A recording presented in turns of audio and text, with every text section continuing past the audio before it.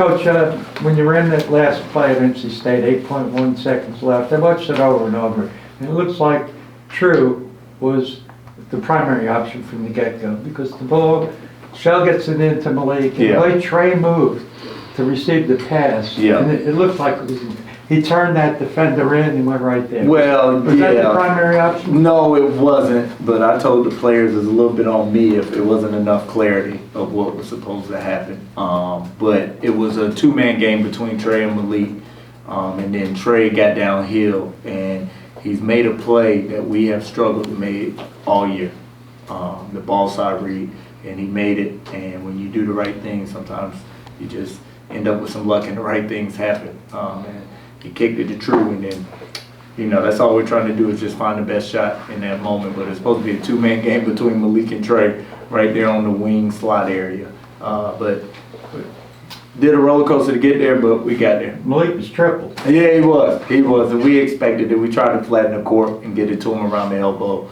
to give him some operating space. But everybody went with him. He did a great job of going to get it. And then Trey made a good job of just making the right read. Jay, coaches always say, you know, rankings don't matter. It doesn't matter.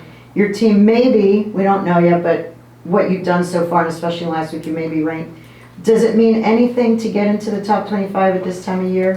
Not really. I mean, not really. It's like a tip of the cap, but for us, you know, we have to still just keep chipping away. You know, we got a lot of games and a lot of basketball left ahead of us. We have to continue, and I feel like this is what we've done the best, and why we're able to win some of these games and be where we are is we got to continue to fight for our identity. And I think that showed on Saturday, and it's got to show the rest of the games. You know, I think the separator for us this past week, is that we had 8 turnovers against Carolina and 9 turnovers against NC State.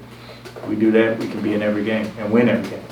And ask about free throw shooting. I know you always say it doesn't matter, not that it doesn't matter the percentage, but if you get a whole lot more times at the free throw line than the opponent, that's really what you're looking for. But obviously if the percentage was higher, then you're not in that position that True was in. Absolutely. So what I mean, we practice it, we'll keep practicing, we'll keep shooting them.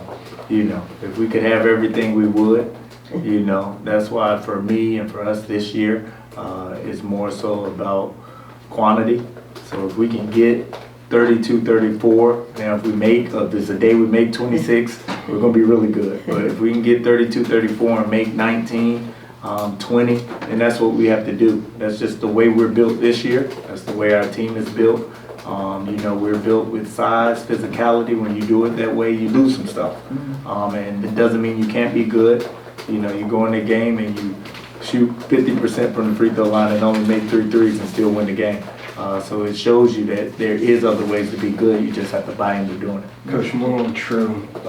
Everybody understands how good he is defensively, but his rebounding in this game was very important, especially in those last few seconds. Offensive rebounding wise, how important is he going to be moving forward? Just in guard play? You know, we're our best version of ourselves with everybody. And True for me, and it has been true the whole year.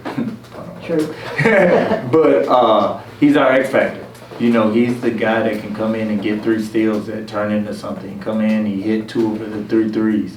Like you said, for him to have been away from the team and not play, to come in and make 3 free throws to win the game. He has that confidence, but he also has that pedigree. You know, he's won 2 conference championships at the Mountain West.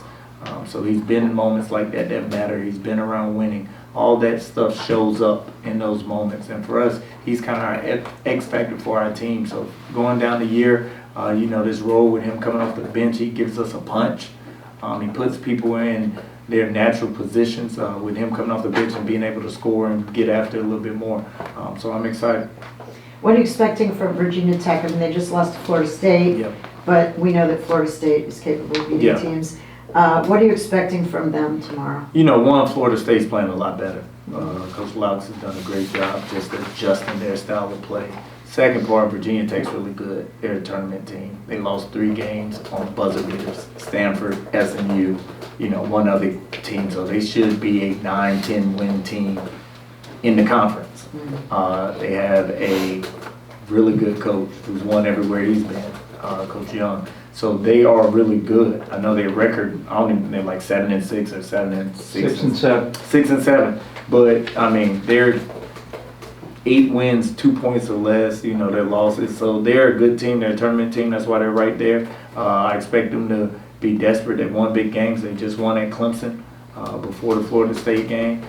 You know, they have great size, they have great players. It's going to be another ACC war. Coach, you talked about the atmosphere at NC State before the game. Now that you've had a few days to kind of digest it, what do you think coming out alive in an atmosphere like that does for the team moving forward? I mean, it's a testament to them that they've put us in positions where people want to come see us, and we are a big game. You know what I mean? The place was rocking. That's what you want to be. That's why you play college basketball, to be in those environments. You know, like I said before, I saw it firsthand being at Duke. You kind of get everybody's best crowd. But get that crowd at 4 o'clock on a Saturday, with it being a holiday, it's just huge. And we have confidence with one on the road. I think we're 5-1 in true road games. So it's something we're comfortable with doing, and something the guys like. Speaking of atmosphere, you had a great atmosphere for the North Carolina game. Yep. What do you think that the same number will come out with the same energy? Are the students going to come back tomorrow, and how important is that? I hope so. You know, I know North Carolina brings a different level of, you know, just, I guess, eyes towards basketball, you know, but we're going to need them tomorrow because it's just as tough a game. You know, it's just a tougher game. It's a different matchup, a different style than the North Carolina game. So it's a little bit of a harder game for us. But we need them. We need them down the stretch. We're going to need them this one. We're going to need them Boston College. We're going to need them Louisville. So for us to close out this year, we need everybody here.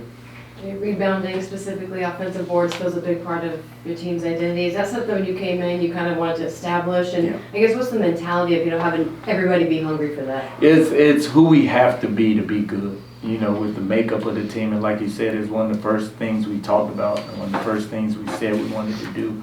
And to be honest, with some of the stuff, like, we're not a bad shooting team. I don't want to put that in the atmosphere. We just don't shoot a lot of threes, and we don't have to. So the offensive rebound, the free throws we talked about earlier, like, that has to make up for it. And for our guys to buy into it and to go after it and do it every game speaks to just them believing in who we are and what we're about. So it's huge. You talk about Malik. I mean, it's almost like, oh yeah, Malik, 20+ points. It's just like ho-hum every day now. Can you talk about his consistency? Yeah, he's one of those guys I have to catch myself because I'm watching the game and stuff, and I'll be ready to scream at him for something. And I'll look up, he's got 16 and 6 with 2 minutes to go in the half. And I'm like, all right, well, can't say much to him. But he does it. It's almost quietly. Yeah, it is, and you know, he's just he's worked hard since he's gotten here. You can kind of see there's like a weight that's been lifted on him from being here and just being comfortable. And I think I'm a good match for him because, you know, I kind of feel I have a good way to talk to him, but also hold him accountable and hold him to the standard. And he's done a great job of just delivering day after day. How good can he be? I mean, he's one of the most talented offensive people I've ever been around. You know, some of the stuff he does is just natural. And for his size and just his ability to play inside, play outside, play in the pocket, post, play out of ball screens, his versatility is, I mean, there's not many like him. Coach, we were asked earlier about the top 25 and maybe being on the cusp, and it doesn't matter. You know, with the football team, right, they had this whole rat poison thing where you can't think ahead, you can't think about anything except for the next game. Have you addressed that with your team? Is that a concern for you with now you guys maybe getting some national relevance finally, you know, well deserved? But yes and no. I mean, I think we have done a good job of just kind of building it within, and we've had things happen that you can kind of show it comes with winning. Like Trey being ACC Player of the Week, like that came with winning. There are things that we want that come with winning because we want to win. We just have to understand why it's there and why it's happening. Like, it's not happening because you got 20 points, it's happening because we did this. And we put ourselves in this position, and we have to keep it about us.